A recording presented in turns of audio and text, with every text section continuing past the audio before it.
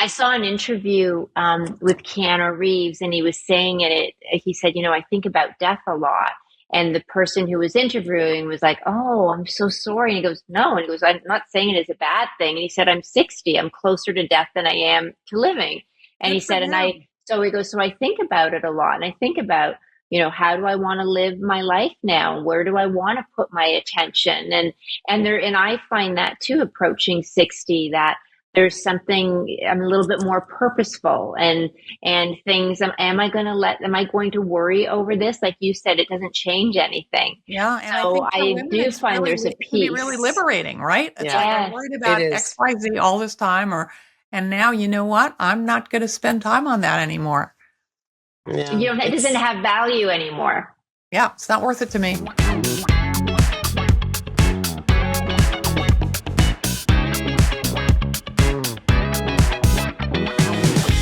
Hey, it's Helen, and welcome to the Helen Mt Podcast.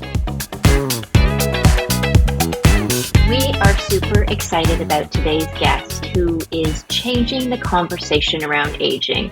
And her name is Ashton Applewhite, and she is about to change the way you think about growing older. Now, when I say that, I don't mean she's here to give you a makeover or make you look 10 years younger. And I want to make that really clear, because so many of us equate aging with how we look. But aging is so much more than that. It's about how we think, the language we use, and the narratives we create around it. Ashton has made it her mission to bust the myths around aging and show us why it's something to embrace and not fear. She is an activist, a TED speaker, and the author of This Chair Rocks, a Manifesto Against Aging. I have had the privilege of speaking with Ashton about a year ago, and she completely changed the way I see aging, not just my perspective, but even the words I use when I talk about aging. We think that you are going to absolutely feel the same way about her. So be sure to stick around after we say goodbye to Ashton for MTs and my final thoughts. But before we get to this conversation, here is a quick message from our sponsor. Hey, it's Helen, and I am so excited to tell you about our new sponsor, Back to Earth Skin. Now, I love skincare, and I have tried everything out there, from the high end and then to the drugstore brands. But that all changed about a year and a half ago when I discovered Back to Earth Skin. Since then, I have been completely hooked. Back to Earth Skin is setting a whole new standard for natural skincare. They blend the best ingredients nature has to offer with a commitment to sustainability. So it's a win for your skin and for the planet. Their products are 100% natural, vegan, cruelty-free, and I can honestly say that my skin has never looked better. And what really makes Back to Earth Skin incredible is that they have this trademarked mineral microbiome clay. This rare natural clay is packed with over 40 minerals like magnesium, potassium, calcium, and zinc. Minerals that are known to boost your skin health and leave your skin feeling hydrated and refreshed. So if you're ready to try skincare that's natural, affordable, effective, and kind to the earth, head to backtoearthskin.com. You get 15% off your first order, but make sure to use the code HTMT when you order, because that way you will receive 15% off your second order. Links to Back to Earth Skin are in the description of the podcast, and when you start to use this incredible product, your skin and the planet will thank you. Now, back to the show. Ashton, welcome to the show, and we are so excited to have you here. Before we get started, we have lots of questions that we want to ask you. I do have to ask you one thing, because I think you are the closest to Jane Fonda that I will ever get. How was it working with Jane Fonda in that little spot that you guys did together? This is a tragic reveal, but I was no closer to Jane Fonda than you are, because it was all done in the magic of editing. And it was too hard to set it up with us being in the same room. So I was actually in Brooklyn and she was in California. Okay. So I never got to meet her, although I have admired her my whole life. Yes. Who hasn't? Yeah. Well, and that's a role model. Like when we talk about aging and sort of visibility and representation, I mean, what a great representation I think she is for aging. And honestly, for being stand up politically, she has never not taken a political stand even when the professional cost has been considerable. That's a very good point. Yes. Yeah. Yeah. Yeah. You have been leading the voice in the fight against ageism. What was the aha moment for you that made you realize that this was something that you needed to do? Again, I'm a little short on a brilliant aha moment because I'm sort of nerdy. So it was a sort of nerdy aha, but well, the aha was looking in the mirror in my mid 50s, which is almost 20 years ago, and realizing that this getting old thing was happening to me. And I think it's so funny. I don't think it's ageism. I just think we age slowly, and we just think, when you're a kid, remember seeing all the grown-ups sitting in chairs and you're like, why would you ever sit when you could run around? And I think there's just a little sort of human, we age slowly and we just don't think it's going to happen. But haha, it does unless you're dead. And I realized that I was really sort of had these generalized anxiety about it. I wouldn't say dread, but I was just pretty sure it was all going to be pretty grim. And being nerdy, I decided to investigate and to learn about longevity, which was both reading and learning tons of stuff. And also I started interviewing people over 80 and realized so how about would you settle for a 3 to 4 month aha? That everything I thought I knew about late life, really old. In other words, still a little bit older than I am now, although I'm 72 and that's old. 70 was a real speed bump. It's like, okay. Everything I thought I knew was way off base or flat out wrong or just way too grim. And so I did get a bee in my bonnet, a bug up my ass, if I get to swear on this show. Just like, why? Not that the scary stuff isn't real. It's really important to acknowledge that. But how come that's all we hear? And where do the messages come from that everything about it is fearsome and ugly and awful? And what purpose do those messages serve? So once that became sort of obvious, I was off and running. Well, it's interesting because you say that it's scary, but it's also, I think, living life is scary. Like when you're younger, there are scary moments. No kidding. I love pointing that out. One of the things about living in such a youth conscious culture, for example, is that we forget how hard it is to be old. To be young. We forget, right? No one actually wants to go back to their youth. They go, oh yeah, oh wait, not if I can't, and we remember what it was like to be young, but we don't know what it's like to be young now, right? Yeah. So are you saying that ageism relates to the youth as well as the older population? Absolutely. We are being ageist anytime we make an assumption about a person or a group of people based on how old we think they are. And it tends to much more typically be about someone being quote unquote too old for something. And you can ask me about why I'm putting air quotes around that, but it can be too young too. Kids experience a lot of it and don't get heard, and people make assumptions about their judgment, and women, are even more harshly judged and held to age-related standards. So women in particular are never the right age. It's true. But are there myths around this that you've clear-cut myths that you've experienced or researched when it comes to people aging or Sure. the challenges? Sure. Can you let us know some of those? Sure. I'm trying to think in my mind, distinguish between a myth and a stereotype, because stereotypes are a component of all bias. There's assumption that all members of a group are the same in some way. And of course, it's never true, but we're tribal and our human brains like to put people in categories. There's so many of them. I would say my least favorite stereotype about older people is that there's some point at which you become old, or God help us, elderly, and then everything goes to hell. And you join this sort of sad gray mass of lumpy gray people. And a fascinating fact about aging, which is what makes it so interesting. And if you told me 15 years ago I would become fascinated by aging, I would have said, ew, why do I want to think about something sad and gray? The longer we live, the more different from one another we become, because each of us ages at different rates, physically, cognitively, socially. Every newborn is unique. But teenagers have way more in common, developmentally, socially, than 50-year-olds, who are way more like one another, even though they're all different, than 70-year-olds, and so on out.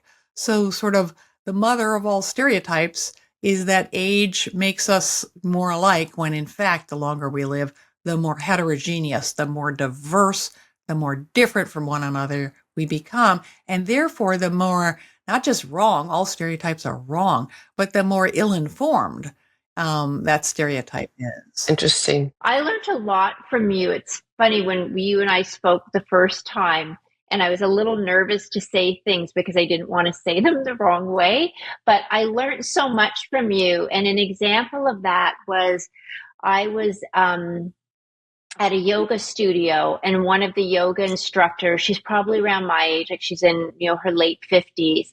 And she was saying that she was out with some friends, and she said a lot of the women were quite younger, and they said, oh, let's go out and go have drinks. And she was like, oh my God, no, I'm so old. I got to go home. I got to go to bed. And she was saying like, oh my God, how old am I that I did that. And I thought of you, and I just said, no, it's not that you're old. It's that you value your sleep, that you know that you have to get up the next day, and that you have things to do. So you know yourself, and you know that if you go out, you're going to pay for it the next day. It has nothing to do with you being older. And some of those younger people didn't want to go out either. And some other people that same age would have been dying to go out, right? Exactly. It is that's what the air quotes around too old were about. Mm-hmm. You might be too broke. You might be too smart. You might be too out of shape. You might have done it yesterday, but it is never about age, because there's always people the same age who can or cannot do that thing. And, and people older or younger who do want to do it. So it really is never about age. I just want to point out one thing. Thank you for reminding me of it when you said you were worried that you would say things the wrong way, which is totally understandable. First of all, I'm not the thought police, and we age in different ways, and your experience is different from mine. And what matters to you, especially as women, we spend so much time policing each other and judging each other. Or saying sorry. So much. Jane Fonda saying sorry. Jane Fonda, why'd you do that to her face? Who cares? Right? Like, let's let that go. But back to, so there is no one right way. There is no wrong way, right? And I think people think when it comes to social justice advocacy, whatever, that you have to like chain yourself to a fence and do nothing else but be an advocate all the time and be on police mode all the time and chain yourself to fences. And making the smallest internal change, just the kind of reflection you just talked about, Tansy. I just called you Tansy, Helen. You changed the world by saying that to that woman, right? When we change the smallest thing in ourselves about how we see something, even if we don't say anything, we relate differently to ourselves. So you can't get it wrong except by not trying at all. It's a very good point. And you mentioned just a few minutes ago that as we get older, there's more of us that are different versus the adolescents that are all the same. They're different too. Well, they are different, but their thought process are the same they tend to follow each other in herds. So what they do, I don't know. How can you just explain that? So what makes peer pressure is more important when we're teenagers. Thank you. Exactly. Right? Yeah, that's what I meant. Yeah.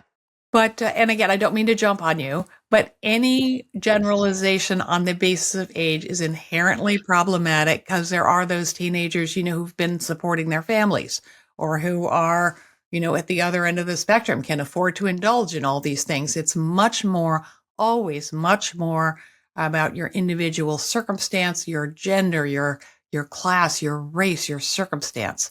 than it is about age. But yes, we all know, having passed through teenagerdom, that there's a while there where your peers are the most important thing to you. So you can absolutely generalize, but it's always important to remember it's a generalization and there's a million exceptions. And, you wouldn't generalize about, Puerto Ricans or vegetarians. And it's just always good to say, is this really what I want to, do I really want to say all the people in this group are the same in any way? Good point. Very good. Yeah.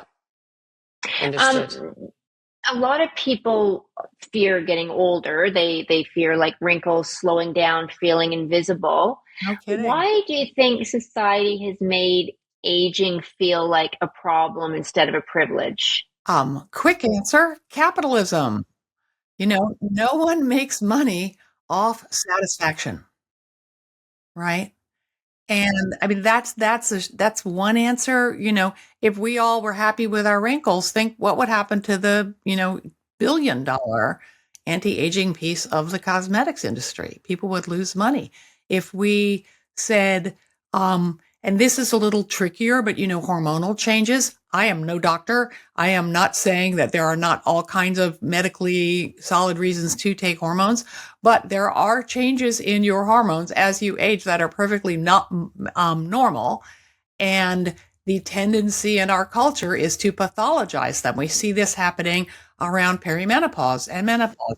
It is fantastic that we are talking about menopause. I never heard the word. And I don't even know if my mother, I heard it more than my mother did, and so on. So this is a fantastic change, because the silence was, of course, because it was the double whammy of women getting older and losing our reproductive value. And we all know that if you are not reproductively active, you are useless to society, because that's why women are here. Just kidding. I was going to say, whoa. Yeah. I'm glad you got that just kidding there. Yeah. But it's why there's much less research into women's health postmenopausal, because we aren't churning out babies for capitalism. But, when these natural changes are pathologized, then people can sell you stuff to quote unquote stop it, or quote unquote fix it, or quote unquote cure it.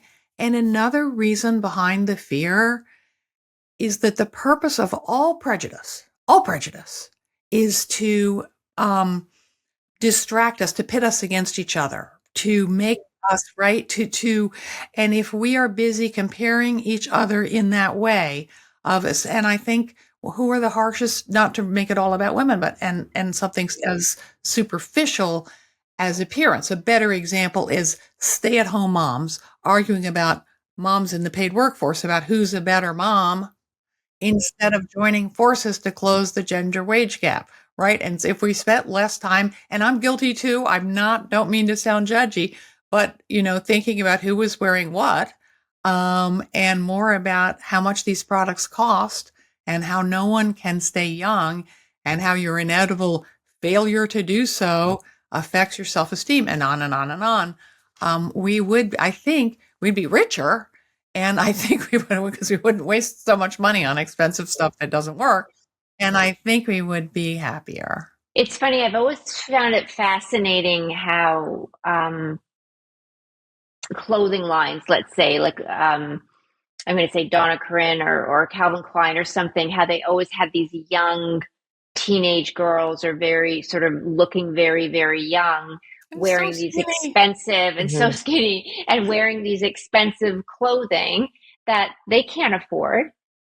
And why don't you target women who can wear it and who can also afford it? And maybe they can afford it, but I always found that really interesting, where if a designer were to show a woman who was older wearing something, I would be more apt to buy that, because I can see what it looks like on her, and again, there are more models now. It's true, but is that because society has viewed clothing looking better on the youth because of less wrinkles, more natural hair, right? So it's and thin people, we also see a little more body diversity. They are blips, and then the next runway show, everyone is tiny. Although you do, I think, see more ethnic diversity, although, and I can't really speak to this, I'm obviously white as a ghost and not a fashion expert, but a lot of these models are sort of exoticized and brought in as samples of some exotic place far away. And rather than, you don't see a lot of people of color from quote unquote exotic places running model agencies, right? And getting power in the fashion industry. There are more older women in fashion. There are agencies that do that. You see more gray hair, and all of this is progress. It'll be more progress one issue is that we all internalize these messages that wrinkles are ugly, and that if you don't have a wasp waist, something is wrong with you. What did I just see? I follow a beauty industry critic who is a genius named Jessica DeFino, DeFino. And she writes brilliantly about beauty trends and, just about how the beauty industry, like you spend millions to strip all the stuff off your face and then millions to put it back on and to look like food. And she said, avocados or whatever, they're super important for your skin. Eat them, because that's how they get to your skin, right? Yeah. Yes. But she just wrote a thing pointing out that there's a new trailer for Hairspray, the original John Waters movie, and the main character was fat. That was by design. Yeah. Now everyone in it is thin as a broomstick, like collarbones poking out, like your bony, whatever this stuff I'm pointing at my chest bone, poking out. And it's so, the pendulum swings, and thinness and whiteness and youngness are remain prioritized. But I'm not really don't want to speak out in defense of the fashion or beauty industry, but one reason is that older women don't want to identify as older women. And if you make a shop or a label for older women, it's like older people who don't want to go to the senior center because of all the old people there, even though they're 80, right? We have and that's our job, is to deal with that internalized bias that says, oh, I don't belong to that group, even though that group is our own future older selves. And it's society, it's industry saying that looking younger, whatever way it is with hair, is what's more attractive. But what is it like? We talk a lot about the women and aging. Like, there's definitely a big difference between men and women with ageism, or do you find it overlaps? It's interesting that ageism is the first form of prejudice that many white men encounter, right, in the workforce. It takes longer to bite them, but it eventually bites them. And, in all of this, we are in this together, men and women, white women and Black women. If we don't see, I just came across a great quote, not for the first time, by an Aboriginal woman artist named, her last name is Lily, or Lille. And she says, she was speaking about allyship and solidarity. If you are here to help me, if you show up to help me, so long, I don't need you. If you are here because you understand that your liberation is bound up in mine, that none of us are really free until any of us are free, let's talk, right? And of course, the liberation of women is bound up in the liberation of men, and so on. That was a bit of a digression, but I think it's such a powerful idea.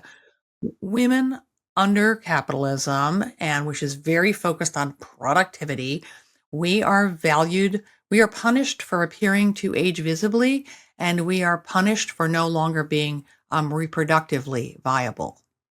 And if to age well, that's in quotes, under the sort of standard active, healthy, successful Western capitalist mode, for women, that means to not look older. For men, it means to not move differently, right? So so it really means to not age, to spend a lot of money and a lot of effort. And a lot of people don't have the money or the time. So there's a huge class bias to not age, right? How are you doing at resembling your younger self? And sooner or later, stuff doesn't work as well as it used to. It's punishing. and expensive and sets us up to fail and to compare each other, ourselves to each other in all odious ways. Not that we all don't do it. No judgment. Yeah. So what about aging in the workplace? Because that's something where, both MT and I are, I'm going to be 59, you're going to be 58. But just when you look at work-wise, when you think of retirement, it was put in place because people were only living, to 60 or 70, and now we're living longer, but people are being pushed out or forced to retire, or people are like, well, why aren't they stepping down and let like a younger person come in and have the opportunity? How do you deal with that? Like, what advice do you have for that? Because I know that in the work that I do a lot of corporate photography, and some of the people that I photograph just say, listen, I'm nearing 60 and I don't know if I'm hireable anymore, if anybody will hire me. It's real. My not very helpful answer. I mean, it is, I think, a helpful answer because it's why I do what I do, but it's a very long-term answer, is we are not going to get rid of gendered ageism or ageism in the workforce or ageism in the fashion industry without changing the underlying culture. That is not going to help anyone hang on to their job next Tuesday, which I get, but we do need to think, and it starts in examining our own attitudes towards age and aging. Aging is gendered, and gendered ageism kicks in for women much younger. Young women are not taken seriously because they're too sexy. We're also conditioned to be much more questioning of ourselves. You mentioned we say sorry all the time. There's some maddening study that shows, and I'm exaggerating, but a woman presents 8 ideas to her boss, and he says, number 6 needs a little work, but the others were fantastic. And she comes out sobbing because she has to, number 6 wasn't any good. And you say the same thing to a guy, you know what? They all sucked except for number 6. And he says, I nailed number 6. There's something, all these things are complicated, but women in the workforce are truly never the right age, because first, you're too sexy to be taken seriously. Then you're too fertile. Women are not promoted because they are of childbearing. A guy announces he's going to be a dad, he gets a raise. A woman gets penalized, and then boom, you're not sexy or fertile anymore. So every stage is held against you, and that's because of another big word, patriarchy. We live in a society where men have more power, and people hold on to power, and women play a part here too. When we opt for the shelter of patriarchy, proximity to powerful men, or comparing ourselves to older women or women who aren't as pretty or women who aren't as thin, and saying my currency is more valuable now, which it is, but that is not that is upholds you at the expense of all the other women in this case who aren't as pretty, aren't as advantaged, aren't as young, and it is not the way to lift all the boats, and it is sure as shit not the way to challenge patriarchy. That's a very good summary of ageism in the workplace. Ageism everywhere. Okay, really. On that note, everywhere. How about with technology? And I guess I was mentioning to Helen earlier that there was an example this morning. My partner was taking a flight, and he said, I didn't print my boarding pass. And I said, don't you have it on your phone? He goes, yeah, but I'd like to print it. Mm-hmm. And it's just our age group, like we're used to the old traditional ways. He's a man. He's supposed to know how to do that stuff better than girls are. Well, okay, now is that a stereotype? No kidding. Yeah. No kidding. I was at a conference ages ago where there was like 100 women, mostly older, and one young guy. And I swear he could not cross the lounge without someone saying, can you, could you fix this thing on my computer? And I hate to admit this, I am a bit of a technophobe, but we learn no matter how old you are, wealth has something to do with it, because if you are, if you have a crappy internet connection or a really old computer or old software, it is much harder. But smartphone, for example, adoption maps more to class than it does to age. We learn what we need to learn. Think how many older people mastered FaceTime so they could see their grandchildren or their boyfriend. It doesn't have to be a grandchild. Think how many people of all ages learned to use Zoom in the beginning of the pandemic.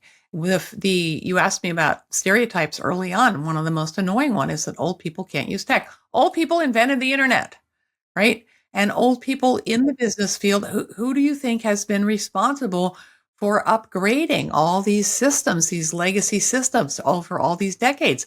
Older people who've been with these companies forever. Some older people can't, turn on a dishwasher. Some of them can take a dishwasher apart and fix it. I mean, a fancy electronic dishwasher. It is true. It is not that age is completely irrelevant, but I catch myself all the time, and young people too. They're like, I don't know how that thing works. I don't understand the software my younger brother is using, right? It changes so fast. The digital revolution is huge. But let's see, my daughter is just turned 40, and she grew up before the internet. Do things come easier if you've always used something? Yes. But, I grew up driving a car. Well, cars are supercomputers now, right? Farmers, they had to move from horses to really simple tractors. Everything changes. So it is more a function of being a human in modern life and what you do, how you feed your family and get from place to place. What skills do you need to learn to make that happen rather than the age you happen to be?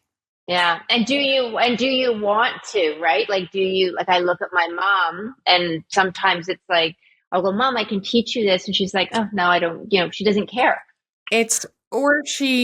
Sorry, I don't know your mom, and you know best. I mean, I also have a blog called Yo, Is This Ageist, where people send in questions. And one was a woman saying, my grandchildren just want to text, and I want to hear their voices sometimes. Yeah. I don't want to text. I'm the same. I'm like that. So yeah. Well, here's the advice I gave, and you can throw it back, and you are completely entitled to your opinion. Yeah. But if most people around us are adopting something, if we choose not to, we isolate ourselves from it. That is our choice. But my advice was, look, learn to basically text so that you can respond to text. But it's okay too to say, you know what, once a month, I want to hear your voice, right? Yeah. But I think it's like, it reminds me of people saying, who are hard of hearing, I hear what I want to hear. Yeah. I'm less judgy about that than I used to after a kind person came up to me privately after a talk, after I was being like, you shouldn't be in denial, have your hearing checked. She said, it's really hard to notice absence. And you don't know what you're not hearing. But also this idea, like, I'm getting everything, that's really arrogant. Like, you don't know what you're missing. And deafness is really socially isolating, and it does link to cognitive decline.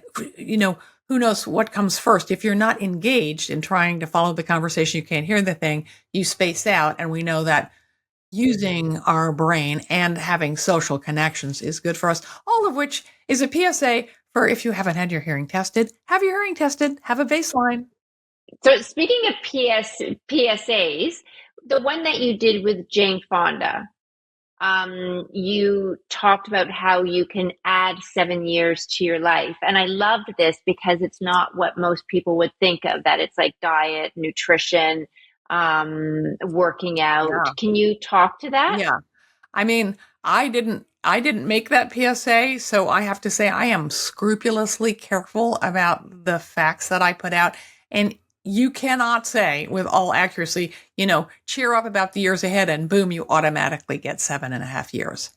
But there is enormous, fascinating research that does show that attitudes towards aging have a measurable physical effect on how your mind and body function. And that is a study by the woman who's done most of the work on this, whose name is Becca Levy. And she wrote a book called Breaking the Age Code, How Your Attitudes Towards Aging Determine. And she is she does not use a word like determine without data. Determine how long and how well you will live. And my favorite of her findings shows that people, she says people with more positive attitudes towards aging. That to me sounds a little like graywashing, like ignoring the scary stuff, which I think we need to not ignore. But I say people with a fact rather than fear-based attitude toward aging not only live longer, we walk faster, we have better handwriting, we are less likely to get Alzheimer's, wait for it, even if we have the gene that predisposes us to the disease. Mm-hmm. Wow, I know. And then she did a study more recently that says that there's something called mild cognitive decline. There are people who say, oh, that's just the medical establishment trying to scare you into buying something when you can't remember the name of the movie. So even that diagnosis is a little problematic, but that having more accurate age beliefs can reverse like that short-term memory deficit, or, whatever you want to call it. I mean, so, and one more plug for something that I don't make any money off, but I did co-found. Any book I mention, any campaign, anything you want to learn about ageism, you can find for free at the Old School Hub, oldschool.info. Everything is free except the books. There's podcasts, there's studies, there's videos, there's infomercials, there's so all kinds of stuff, which I started it in 2018 because we thought this movement is new. And speaking of movements, there's now over 30 campaigns around the world. That's how I know things are changing.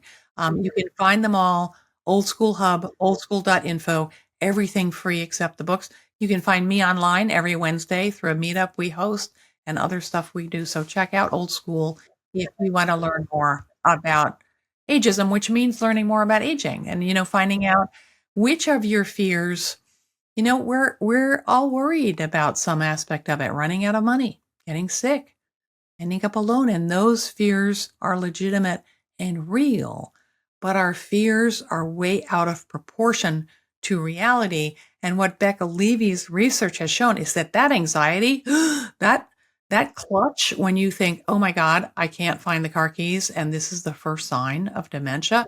It's almost certainly not, certainly not. But that clutch of fear, that stress, that anxiety, that is bad for you medically. Interesting. How do you personally embrace aging? I don't embrace it all the time. I mean, I'm glad to be, I think it gets more interesting all the time. Yeah. Do you have a fear? Like, what is your fear with aging? I don't have a specific fear. I don't worry about dementia for two reasons. I know that worrying about it won't do me any good. Yeah. And I use my brain a lot, and it seems unlikely that I will. And also I'm not I live with a complete hypochondriac who worries about everything. So he's the opposite. And he's very religious about his health and being active and getting his steps in. I had a major surgery in December to remove a benign brain tumor. And I'm not quite that was 3 months ago, and I'm not at full RPM yet, and I am impatient. I spill things. I rush into things, I'd rather make the wrong decision today than the right one tomorrow. And that's not very smart, but I can't go at that pace. I can't. And that's going to be hard for me to adjust to, and notice that I'm still committing the foolish error of putting it in the future when it is already happening to me, slowing down more physically than cognitively, but I'm probably, I don't know, it still feels like I'm firing on all cylinders. MT, you have what's your fear of aging? I'm just curious. Immobility. Okay. I'm very active, very, on the go. But remember, it's never a binary. You're not going to go from mobile to immobile. Exactly. Right? You're Yes. going to slow, but you're not going to stop. No, but I'm always, which is very, very true, Ashton, but I'm always the mentality that I want to do what I do now when I'm 70. So, I have to accept that it is going to slow down. I hear you. But I don't want it to. So that would probably be for my mobility. I think I want to be able to continue on this kind of pace and energy as I get older. I mean, we do continue to do the things that matter the most to us, even if we can't do them the way we used to. You know, if you end up with your hiking sticks or even in a wheelchair, you are going to be out doing it because it matters to you. Yeah. Yeah. You know, and I think, back to capitalism and another ism, ableism, stigma and fear around how our minds and bodies might change. A lot of what we think of as ageism is actually ableism, because there are older people who run marathons and there are younger people who, are in wheelchairs or incapacitated in other ways. Again, there's age-related decline. Age is a factor. But again, it's never exclusively about age. And under, capitalism, we're all supposed to not have any wrinkles, keep moving, keep running marathons. And the loss of capacity, physical or mental capacity loss is even more stigmatized, is really, really punishing. I mean, I'm going to eat my hat. I'm not sure which one. I have a lot of hats. There's a bunch of them. When AARP puts someone in a wheelchair in the damn magazine, we need to show people with canes. There's a Instagram, a fashion person I follow, Judith Style-Crone is her name. She always wears these wild get-ups.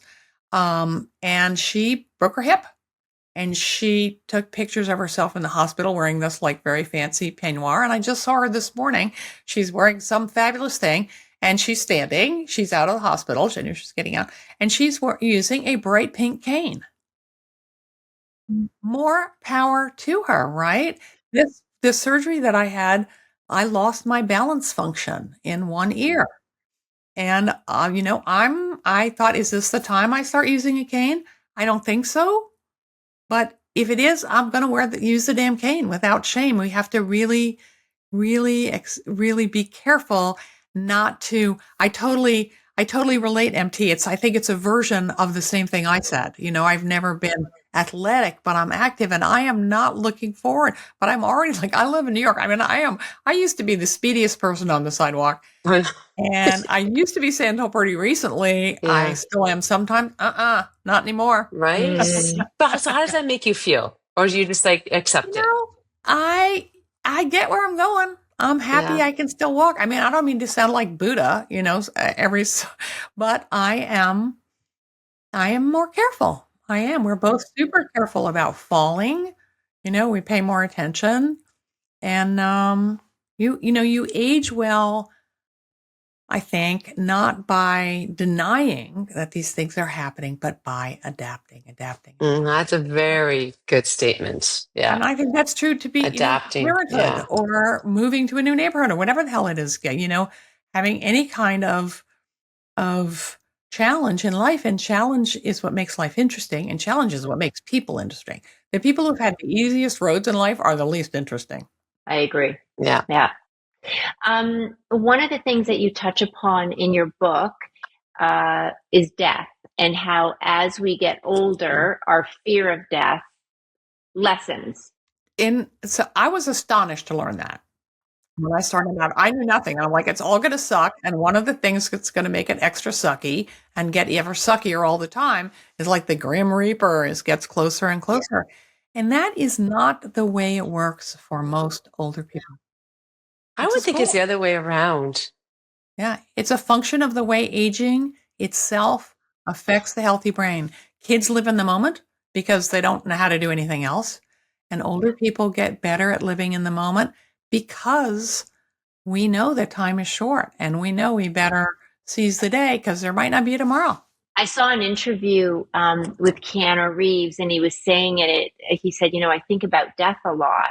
And the person who was interviewing was like, "Oh, I'm so sorry." And he goes, "No." And he goes, "I'm not saying it is a bad thing." And he said, "I'm 60. I'm closer to death than I am to living." And he said, so he goes, "So I think about it a lot. And I think about how do I want to live my life now? Where do I want to put my attention? And I find that too, approaching 60, that there's something, I'm a little bit more purposeful, and things, am I going to worry over this? Like you said, it doesn't change anything. Yeah, and So I think for I women, do find there's a it can be really peace. liberating, right? It's Yeah. like I Yes, worried it about is. XYZ all this time, and now you know what? I'm not going to spend time on that anymore. Yeah. it doesn't have value anymore. Yeah, it's not worth it to me. Yeah. And that definitely comes with age, that mindset No, shift. it's not. And and young people can, the earlier in life we can learn that, the better off we are, but it's hard. It's very hard. So there's a huge movement now. When I listen to Peter Attia and Huberman, I don't know if you've ever listened to their podcast, but they are these longevity, like they're doctors or scientists, and they talk a lot about longevity. What do you think about this, of people trying to sort of live longer lives?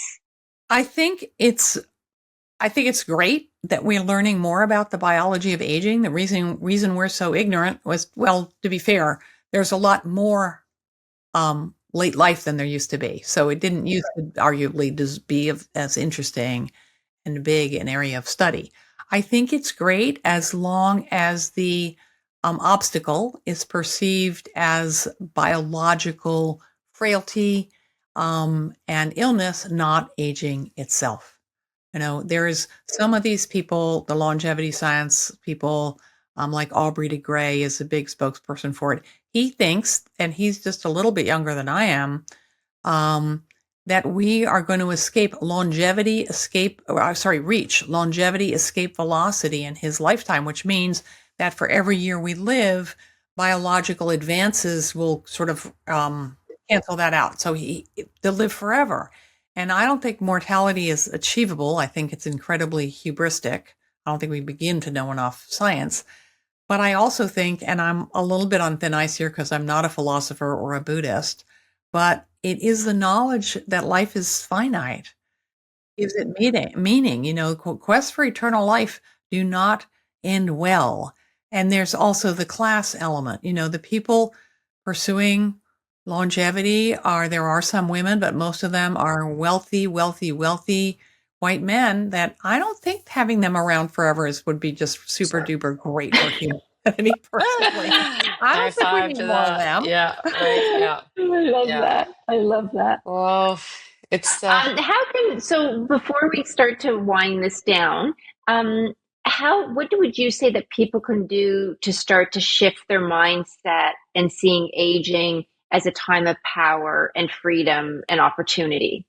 I think that is, of course, different for each of us. I would noodle around the old school hub, oldschool.info, or, read my book. It's not free, but I guarantee it'll make you feel better about the years ahead. Not because I'm such a genius, but because it tells a more balanced side of the story. Another little, mental habit is to think about to change, because it does, all change does start within us, for us understanding the ways in which these pernicious, ugly assumptions have embedded themselves between all of our ears. And do not judge yourself for that. It means you're human. It means you're alive in the 20th century West. But the first step is to become aware of how ageist you are, like we all are. And it's not fun because no one wants to acknowledge that they're biased, but most bias is unconscious, and we can't challenge something if we're not aware of it. And one way to do so is to think about, how do you use the words old and young? I feel so young. Well, what do you really mean? Yeah. You feel sexy? I feel so good. I feel so good. You feel with it. I feel strong. I feel strong. Yeah. Right. And we can feel those things at any age, just like, I feel old. I feel invisible. I feel incompetent. I feel depressed. Well, honestly, I felt all those things worse at 13 than I ever felt them since. So try to decouple that, and try also to break the habit. One more suggestion: break the habit, which we all have, no judgment, but of making a beeline for people our own age. at a social event or at a meeting, and think about when everyone if you're having a party, is everyone the same age? And you could make the same case as everyone, is everyone straight? Is everyone white? Is everyone, if the more we mix it up, I think the more we enrich our lives. And age is an easier, I don't even want to use the word barrier, difference to cross, because we live in such an age segregated world. We think, oh, I don't have anything in common with those people because they went to school 20 years before me. You may not have anything in common with them, but it's not, and people who have the same experiences, of course, have things in common that you won't share. But whether you like hanging out with them and find interesting things to talk about with them has so much more to do with their values, with their ethnicity, with their gender, with their interests than it does about age. So make a conscious effort to invite more different age people, to your party. If you're putting together a team, we've noticed when everyone on the panel is a man, right? We've noticed when everyone in the room is white, right? At least I've learned to bring that same critical consciousness to, is everyone the same age? How come? Because it impoverishes us all. So true. When we host gatherings, we always encourage our children who are in their 20s to 30s to stay and bring their friends with our adult friends. Yeah. And they love it. It's wonderful. Yeah. I mean, and when people don't, people, they'll be judgy, they'll be snarky. Well, some people will, but they're the jerks of the world, and jerks come in all ages. Exactly. Yeah.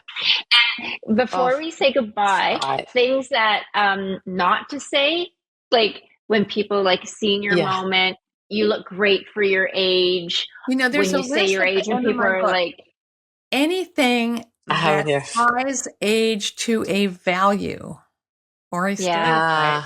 Young at heart. What does young at heart mean? It means adventurous. It means open for something.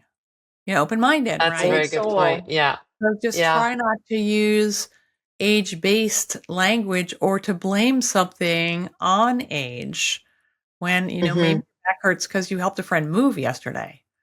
Maybe you don't want to 4 a.m. because that nightclub next door burned down last week. There's and I do that to myself. I'm sure we all do still. But that is the first step. Yeah. The first step, because the only thing you can really change is yourself. But then, a more bold, initiative is to bring people together to talk about age, because we don't. And old school again, we've done guides to starting a consciousness raising group around ageism. It's called Who Me, Ageist, and ageist racist, Who Me, like how do those two intersect? Ageist sexist, Who Me, and we're about to develop just conversation guides that are simpler. You don't have to start a group, but download the guides, ignore the first 15 pages on how to set up a group, or pay a little attention to them, and bring people together to talk about age, because I will tell you, everyone will say, ooh, that's an awful idea. Everyone will show up and everyone will be like, why don't we talk about this? And the minute you talk about something, cancer, something that's really scary, you make it less scary just by, fix it, right? But you make it, you defang it, you think of ways to talk about it, put it in context. Thank you. Thank you. Ashton, we thank you so much for being on our show. And Helen has spoke so many beautiful words about you and has been nudging me for months to get you on the show. Well, I'm so glad it worked out. And now I know why. Yeah, it's wonderful. Yeah, thank you. Thank you so much for being here. Good to see you again, Helen. Thanks for having me. Oh, it's a pleasure as always. Whoa, a lot to digest. I just love listening to her because I just learned so much. And her points, her points are bang on. They're incredible. And I think what resonated with me the most, especially at the end, when it's a society, even all the phrases we use. Like what's the last one she used to use about living young at heart? Young at heart. It's like, it's embedded in us in our day-to-day sayings and what we do without even knowing what we're really saying. Yeah. Well, and that it's like, young is good. and old is bad, right? Exactly. My favorite part, actually, MT, my favorite part, and I actually got a little, is when you said about you wanting to be mobile, right? Yeah. Like that. And then when she just said that it doesn't happen all at once. I know. And I think that sometimes we have these fears, but it doesn't happen all at once, right? And we learn to adjust and pivot and make the changes. And I just thought when she said that, I was like, oh, I'm so glad she said that, because I hadn't have ever thought of that. It's true. But I have thought of that. And I think, I still reflect on, if I'm a bit slower. Oh, I remember being that fast. And I don't want to have that mindset. And I'm hoping that as it happens, I become more accepting. How about you, though? I never got to ask you that question. You know what? I honestly don't fear much about aging. Wow. Yeah, I can honestly say that I don't fear much about aging. Right now, I mean, we might have a conversation in 5 years from now, and I'll say something different. I mean, I think the hardest thing is losing people. Yeah, right. Exactly. That's the hardest thing of getting older, is that people that our parents or people start getting sick. I think that's the hardest thing for me about aging, but I don't fear anything for myself right now. And it's a very insightful conversation. Yeah, I hope that people got a lot out of her, and what she said too. I can't remember if she said it once we finished or not, but go and look at her TED Talks, right, and research her, because she has so much incredible information, and it empowers you, right? It empowers you to embrace aging and to challenge, like even I challenge my thoughts, right? I think I told you once where I said something like, oh, my boys keep me young. And then I'm like, no. They don't keep me young. They keep me informed, right? Exactly, right? There you go. And she has definitely a political standpoint as well, which is what I love and I learned from it. So yeah, it's a lot to digest, and it's amazing. I can go back to her book to reflect on it. Yeah. Well, I'm glad we had her on the show. Thank you. Yeah. That was great. I'm glad you kept nudging. Do you want to close us off? Yes, I would love to. So if you love this conversation, be sure to check out Ashton's book, which I have right here with me. It's This Chair Rocks: A Manifesto Against Ageism. And we will have her contact information definitely on our show notes. Until next time, keep embracing who you are at every age. And don't forget to subscribe so you never miss an episode. And this one is definitely not one to miss. And thank you. Thank you for showing up. Thank you for spending the time to listen to us and sharing the knowledge of our guests. Till next time, it's never too late.